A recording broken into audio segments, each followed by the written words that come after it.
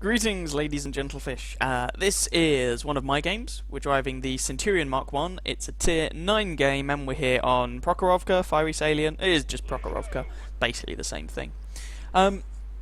Now, when I played this game, I was basically, well, I was about to say I was grinding through the Centurion. I never really ground the Centurion. I just kind of played it now and again for fun, getting the daily doubles, and eventually noticed that I'd pretty much unlocked the Centurion Mark 7. It was just one of those things. Anyway, this is an encounter game, and at the time of playing this, I had medium tank mission number 15 for the T-28 heavy tank concept unlocked, and that's what I was on. And when you know, getting through the first batch of medium missions for the personal missions isn't too horrendously difficult. When you get to the second batch, there are one or two missions that notably jump up in difficulty. So the first one being the incinerator mission. You know, setting a tank on fire, fair enough, but for the incinerator for the T-28, you have to set a tank on fire that is a higher tier than you. Now, I've already shown the video in which I did that. I was driving around in my VK3001D and I managed to torch a Panther. And then you've got medium tank mission 15. Now, the first time I did medium tank mission 15, the requirement was to kill 2 TDs, I think it was. They've since fiddled around with the requirements, but as they stand in this match, the requirements are to do 2,000 damage to enemy TDs. And additionally, if you want the secondary requirements, I believe you have to survive and win. Now, when I played this game, I didn't actually have medium tank mission 15 going through my head. I don't tend to play, you know, games with particular missions in mind to try and complete. I tend to just play them and see how things pan out. I find it less stressful that way. But you will notice that there are 5 tank destroyers on the enemy team. Now, because the requirement is to do 2,000 damage to enemy tank destroyers, this mission isn't really viable at low to mid tiers. I mean, if you do 2,000 damage in a tier 6 game, you've had a really nice tier 6 game, let alone that damage having to be just to tank destroyers. So, yeah, it can be a little bit awkward. Ooh, T-54 just took a nasty shot in the side, looked like from that T-30, possibly firing heat. If he was firing heat, I'm very confused, because the T-30 has like 280 mil of pen with AP. So, yeah, but I guess each to their own. And I managed to put a shot into the E-75 as well. So yeah, if you're trying to do this mission, you kind of want to be doing it in sort of, well, maybe tier 7 to 10 range. Definitely tier 8 to 10 range. I mean, the higher tier you do this, the better, because the more damage you will kick out. So if you can do this at tier 10, do this at tier 10. And if I was specifically grinding this mission, I would have done this in my M48 pattern. But I wasn't. I was just, you know, playing tanks. So we've got a Jagdtiger here now. He's dropped below the horizon, and if he pops up, he's probably going to try and go hull down. Can we put a shot through the side of this T-30's turret? Yes, we can. The side of the turrets on the T-29, T-32, T-30, you know, those tanks, those American tanks with very strong turrets, they can actually be a little bit frustrating if you have a lower pen gun, even on the side. But this gun has 226 pen with regular armor-piercing ammo, so that wasn't massively difficult. So there's a T-30 over to our right-hand side. There's a Borsig over there as well. We're also lighting up artillery. There's a Ferdinand. Can we kill the artillery? Yes. No, no. Our ST-1 lands the shot first, and I get spotted. And there's also a Jagdtiger over here as well. So I'm just trying to make sure I don't get shot by these guys. I mean, the armor on the Centurion's not fantastic. The turret front's fairly good, although at some point this tank is going to get a HD model, and every time they give the British kind of Centurion style tanks a HD model, they give the turret armor a damn good thumping over. I don't think it's an intentional thing on Wargaming's part, because you wouldn't exactly say these tanks are overpowered, but that's just the way it seems to go. So far we haven't exactly had a spectacular game. I mean, hopefully we've done some spotting. Ooh, Jagdtiger. And we track him into the bargain.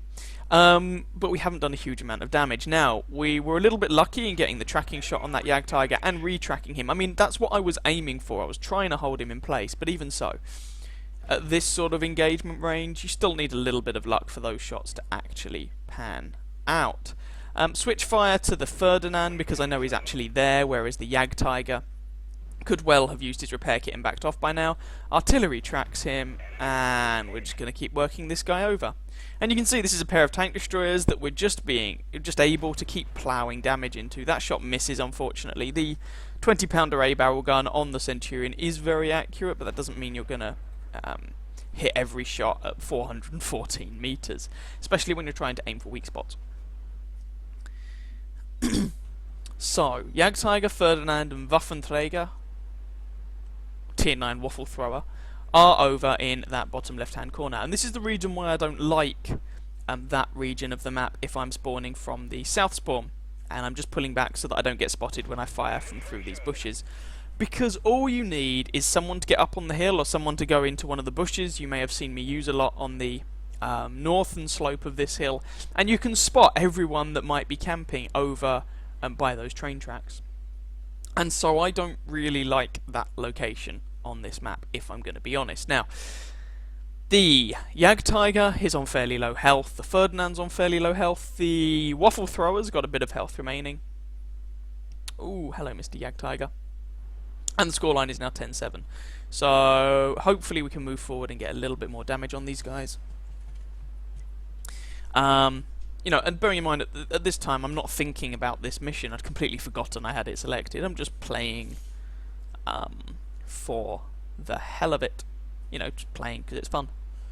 And I do like the Centurion. So, this is basically the biggest downside of the Centurion, the speed limit. Now, we've actually managed to do almost 50 kilometers an hour going downhill, but the Centurion does have its top speed at 40 kilometers an hour. So, yeah, if you're just coming down a hill, if you're just driving on the flat, sorry, your speed will cap out at that point. The engine is fairly respectable. The ground resistances are actually quite nice, meaning that the tank is surprisingly agile for a machine of its size, and the Centurion is a big tank. The armour isn't fantastic, but as I say, the turret armour can get some bounces. Anyway, I will do a proper tank review of this machine at some point. So, Ferdinand and Waffle Thrower over to our left. Ferdinand appears to be distracted by our IS-3, so screw it. Put a shot into him, and then we're just going to go for this. You know, I may not be lightning fast, but I'm more than fast enough to get around to Ferdinand, and he is dead. There's my first kill. M46 pattern off in the distance. Not sure where that Tier 9 Waffle Thrower's gotten to. Oh, that shot goes into my tracks, which is kind of fortunate. So I want to try and focus this guy and make him die. Might take another shot here. You could say, why aren't you loading HE and going for the gun shield? Well, I actually bounced that round.